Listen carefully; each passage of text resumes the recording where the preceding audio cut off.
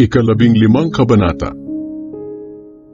Ang muling pagkabuhay ni Kristo.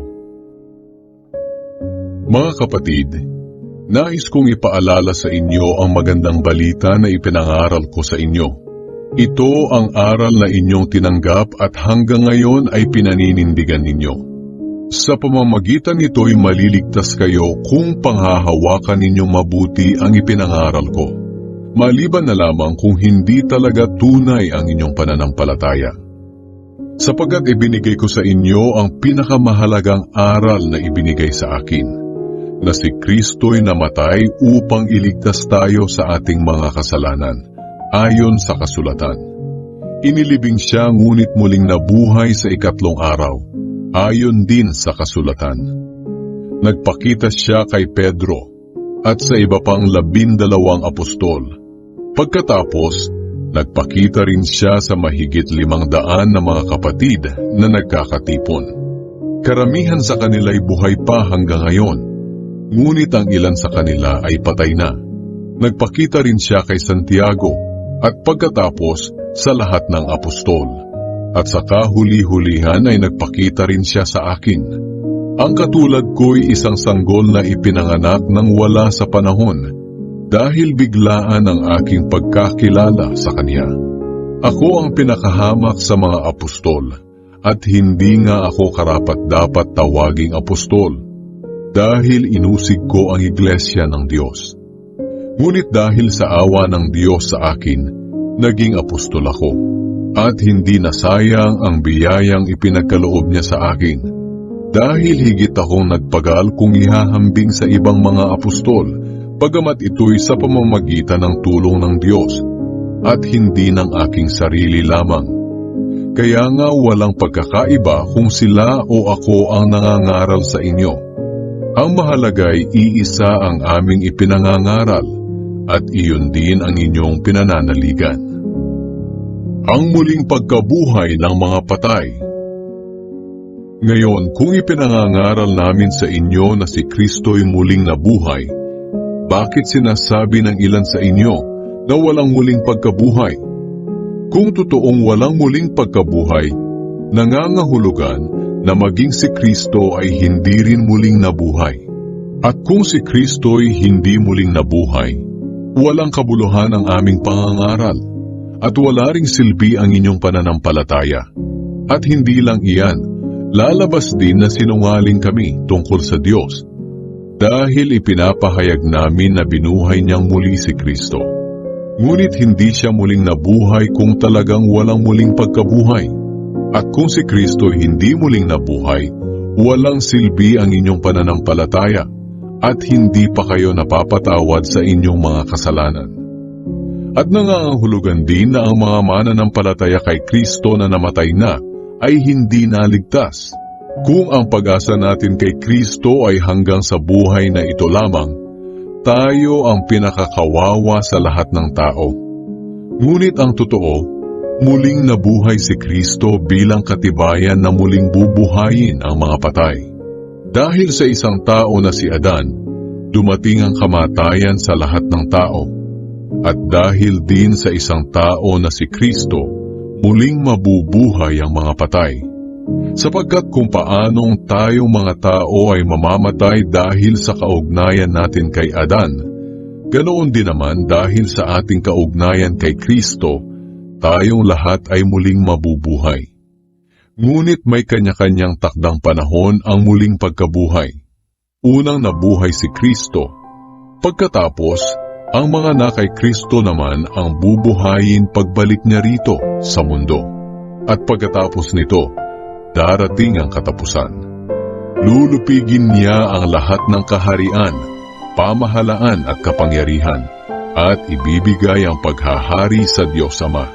Sapagkat si Kristo'y dapat maghari hanggang sa lubusan niyang malupig ang lahat ng kanyang mga kaaway. At ang huling kaaway na kanyang lulupigin ay ang kamatayan.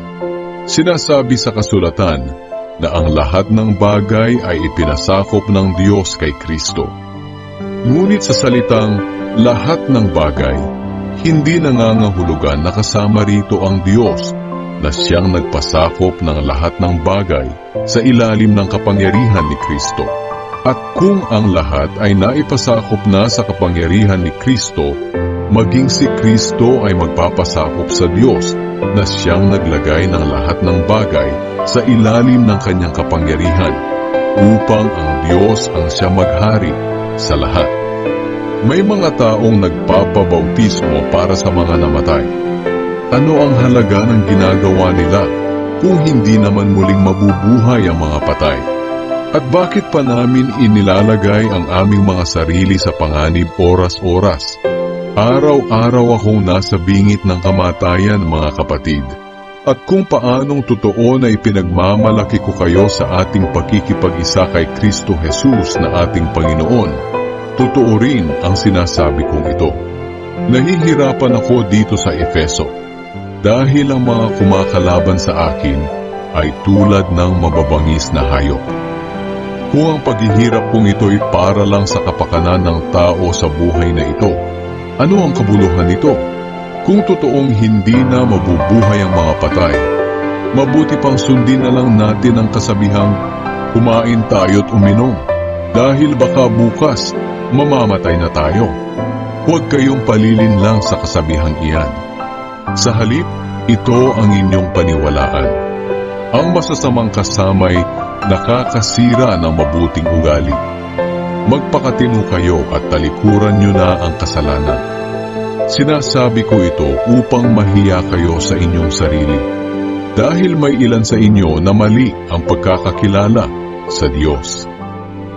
Ang katawan sa muling pagkabuhay. Maaaring may magtanong, paano bubuhayin muli ang mga patay?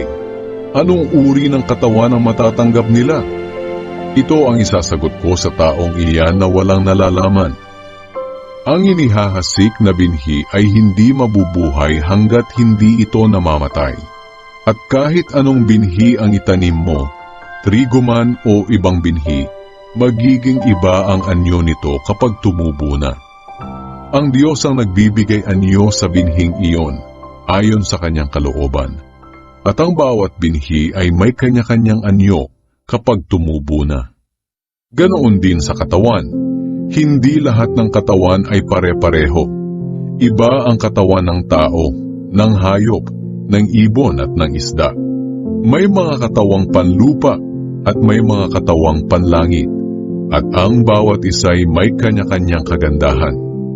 Iba ang kagandahan ng katawan dito sa lupa.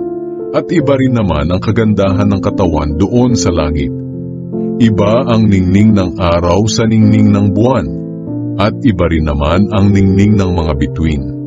At kahit ang mga bituin ay may iba't ibang ningning, ganyan din sa muling pagkabuhay ng mga patay.